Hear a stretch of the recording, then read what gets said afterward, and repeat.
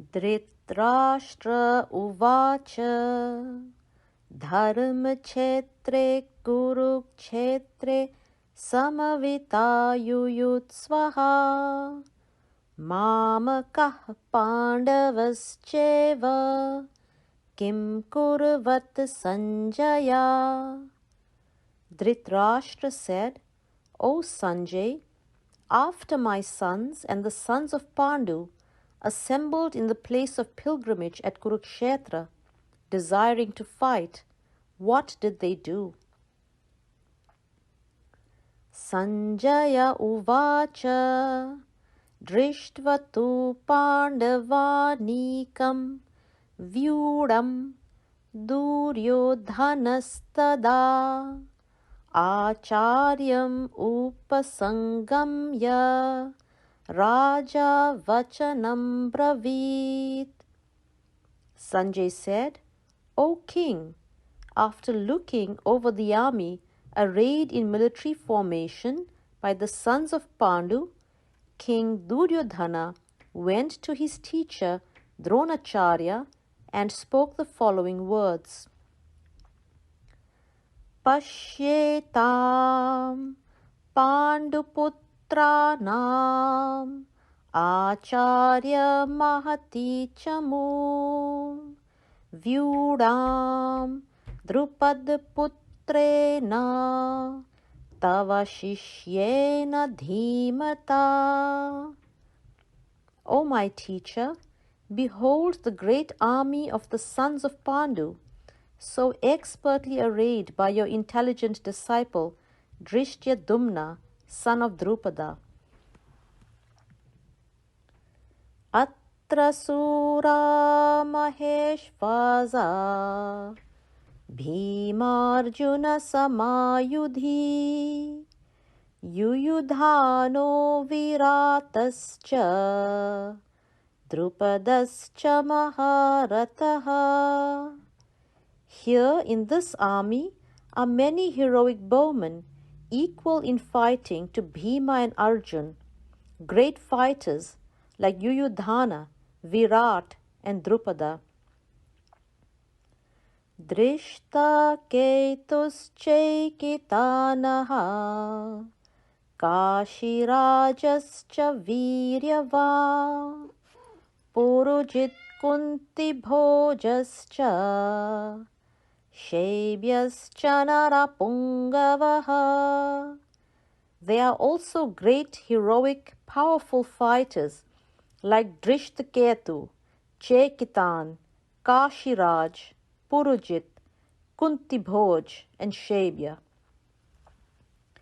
Yudha manyuscha vikrantaha Uttamojascha viryava Sobhadro Draupadeyascha Sarva eva maharataha. They are the mighty Yuyudhan, Manyu, the very powerful Uttamoj, the son of Sobhadra, and the sons of Draupadi. All of these warriors are great chariot fighters. Asmakam tu vishishtaye Tani bodha vijottama Nayaka mamataim yasya Samyartam tan bravimite. But for your information, O best of the Brahmins, let me tell you about the captains who are especially qualified to lead my military force. Bhavan Bhishmascha Karnascha Kripascha Samitinjayaha Ashvathama Vikarnascha Somadattistatthevacha. They are personalities like you, Bhishma, Karna, Kripa, Ashvathama, Vikarna, and the son of Somadatta called Bhurishrava, who are always victorious in battle. Anye cha bhavah suraha madarte tyakta jivitaha nana shastra praharanaha sarve yuddha visharadaha. There are many other heroes who are prepared to lay down their lives for my sake. All of them are well equipped with different kinds of weapons, and all are experienced in military science. Aparyaptam tadasmakam balam bhishmabhirakshitam paryaptam tvidame balam bhimabhirakshitam. Our strength is immeasurable, and we are perfectly protected by Grandfather Bhishma, whereas the strength of the Pandavas, carefully protected by Bhima, is limited. Ayaneshu cha sarveshu yatha bhagam avasthitaha bhishmamevabhirakshantu bhavantah sarva evahi. All of you must now give full support to Grandfather Bhishma as you stand at your respective strategic points of entrance into the phalanx of the army. Tasya sanjanayan harsham kuru vritta pitamaha simhanadam vinadyoche shankham dadmo pratapavan. Then Bhishma, the great valiant grandsire of the Kuru dynasty, the grandfather of the fighters, blew his conch shell very loudly, making a sound like the roar of a lion, giving Duryodhana joy. Tata shankhascha bheryascha panavanaka gomukhaha sahasevabhyahanyamta sashabdastumulo bhavata. After that, the conch shells, drums, bugles, trumpets and horns were all suddenly sounded, and the combined sound was tumultuous. Tata shvete haye yukte mahatisyandane sthito madavah pandavascheva divyo shankho pradatmatuhu. On the other side, both Lord Krishna and Arjun, stationed on a great chariot drawn by white horses, sounded their transcendental conch shells. Panchajanyam rishikeshaha devadattam dhananjayaha paundram dadmo mahashankham bhima karma vrikodaraha. Lord Krishna blew his conch shell called Panchajanya, Arjuna blew his, the Devadatta, and Bhima, the voracious eater and performer of Herculean tasks, blew his terrific conch shell called Pondra.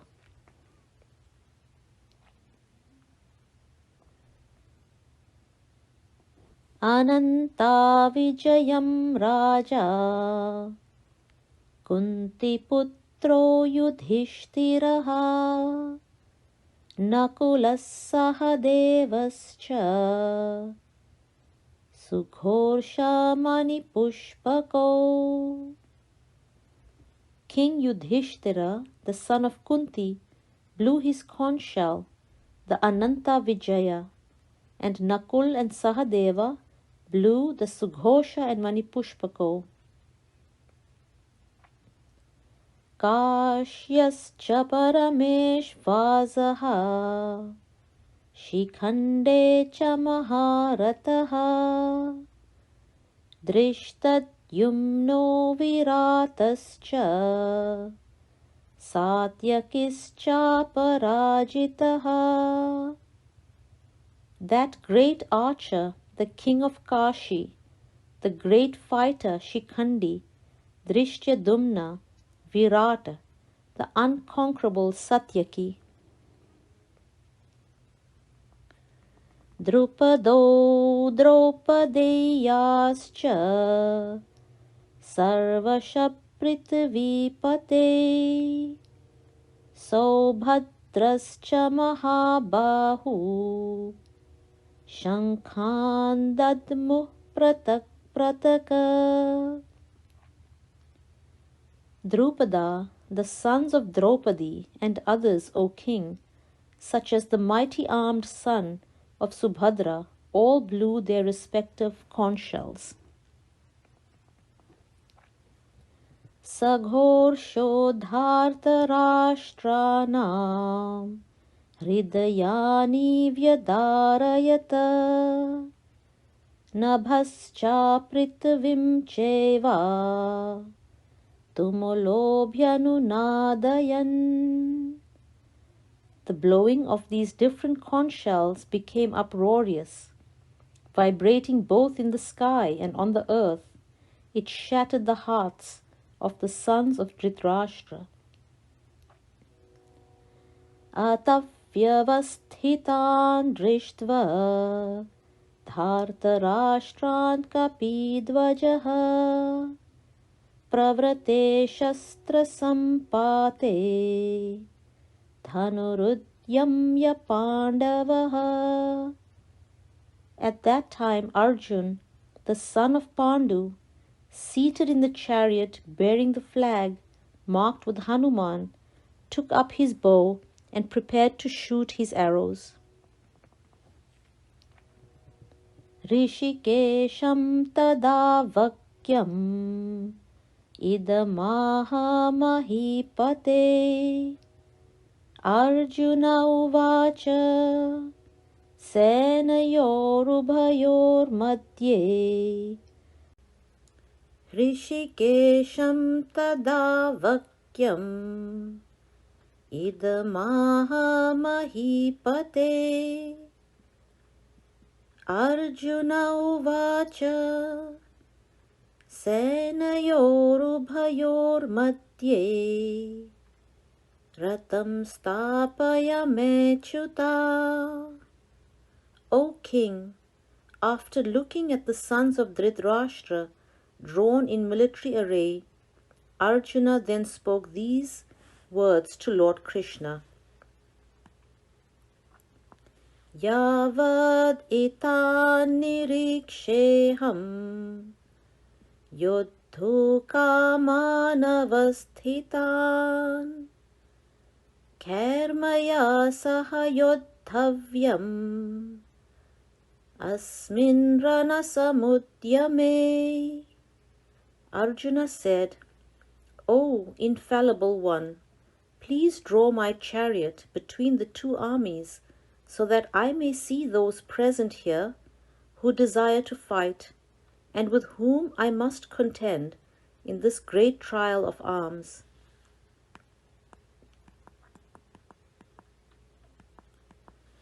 Yotsyamana viksheham ya etetra samagataha dhartarashtrasya durbuddehe yuddhe priya chikirsavaha.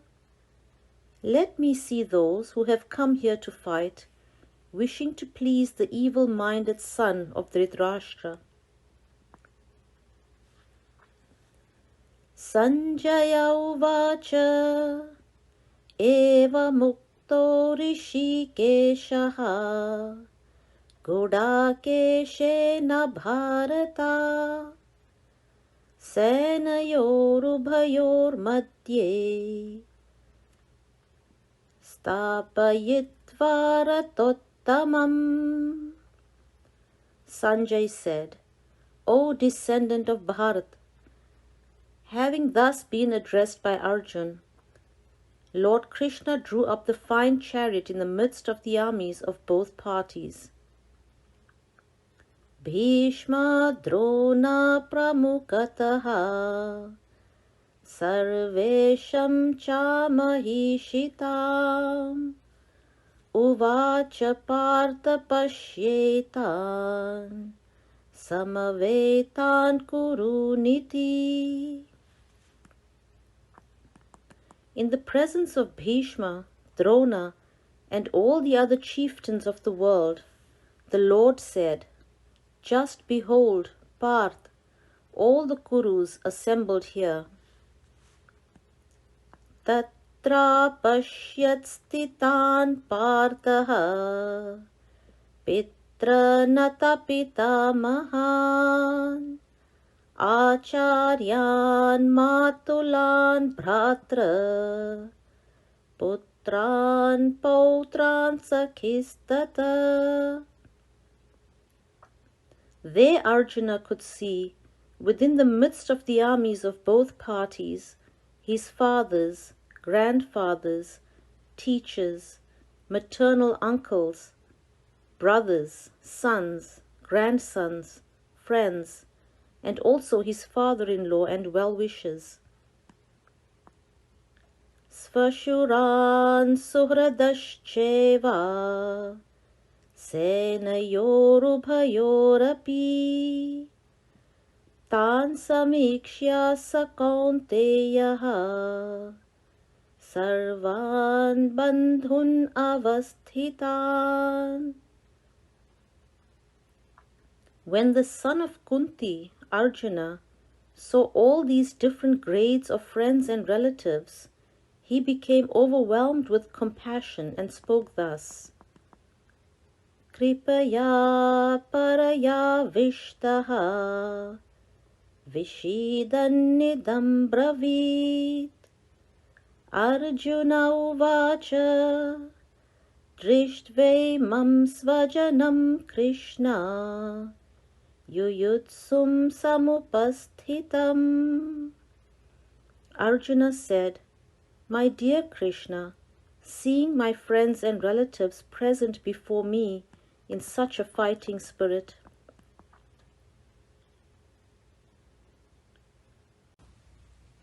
Siddhanti mama gatrani mukhancha parishushyati vepatuscha sharire me romaharshascha jayate. I feel the limbs of my body quivering and my mouth drying up. My whole body is trembling. My hair is standing on end. Gandhi vamsram sate hastat tvakcheva paridahyate nacha shaknum avasthatum brahmativa cha me manaha. My bow Gandhiva is slipping from my hand and my skin is burning. I am now unable to stand here any longer. I am forgetting myself and my mind is reeling. Nimittani cha pashyami viparitani keshava na cha shreyo nupashyami hatva svajanam ahave. I see only causes of misfortune, O Krishna, killer of the Keshi demon. I do not see how any good can come from killing my own kinsmen in battle. Nakangshe vijayam Krishna Nacha rajyam sukhani cha Kim no rajyena govinda Kim bhoger jivitena va. Nor can I, my dear Krishna, desire any subsequent victory, kingdom, or happiness. O Govinda, of what avail to us are a kingdom, happiness, or even life itself? Yesham arte kankshitam naha rajyam bhoga sukhani cha teimavasthita yuddhe pranam styaktva dhanani cha. When all those for whom we may desire them are now arrayed on this battlefield, O Madhusudana, when teachers, fathers, sons, grandfathers, maternal uncles, fathers-in-law, grandsons, brothers-in-law, and other relatives, Acharya pitara putraha tatheva cha pitamaha matula svashura pautraha shyala sambandhinastada are ready to give up their lives and properties and are standing before me. Why should I wish to kill them, even though they might otherwise kill me, O maintainer of all living entities? Etan nahantum ichchami gnatopi madhusudana api trailokya rajyasya heto kim nu mahi krite. I am not prepared to fight with them, even in exchange for the 3 worlds, let alone this earth. Nihatya dharta rashtranaha ka priti sya janardana papamevashrayed asmar hatveitana tatayinaha.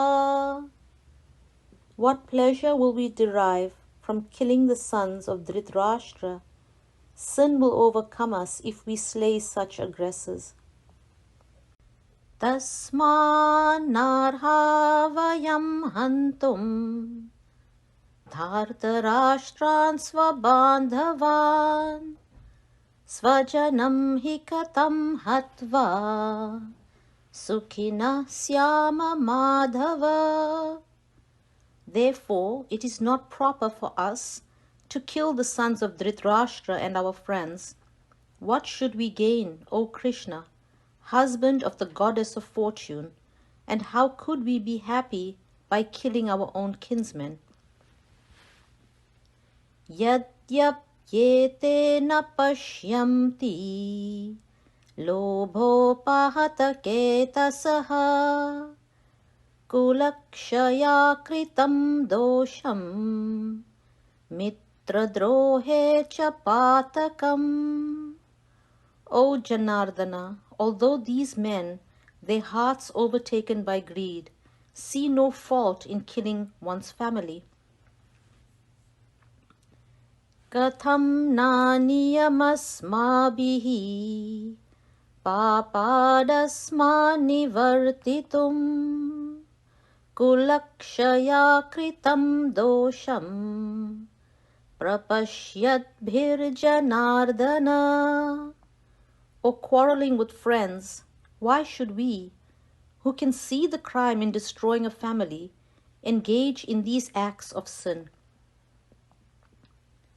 Kulakshaye pranashyanti kuladharma sanatanaha dharme nashte kulam krishnam adharmo bhavatyuta. With the destruction of the dynasty, the eternal family tradition is vanquished, and thus the rest of the family becomes involved in irreligion. अधर्माभिभवात् कृष्णा प्रदुष्यन्ति कुलस्त्रियः स्त्रीषु दुष्टासु वार्ष्णेया जायते varnasankarah. When irreligion is prominent in the family, O Krishna, the women of the family become polluted, and from the degradation of womanhood, O descendant of Rish, comes unwanted progeny. Sankaro narakayeva kulagnanam kulasya cha patanti pitaro esham luptapindodakakriyaha. An increase of unwanted population certainly causes hellish life, both for the family and for those who destroy the family tradition. The ancestors of such corrupt families fall down, because the performances for offering them food and water are entirely stopped. Dosher ete kulagnanam varna sankarakarehi utsanyanti jati dharmaha kula dharmascha shashvataha. By the evil deeds of those who destroy the family tradition and thus give rise to unwanted children, all kinds of community projects and family welfare activities are devastated. Utsanna kuladharmanam manusyanam janardana narake niyatam vazaha bhavatit anushruma.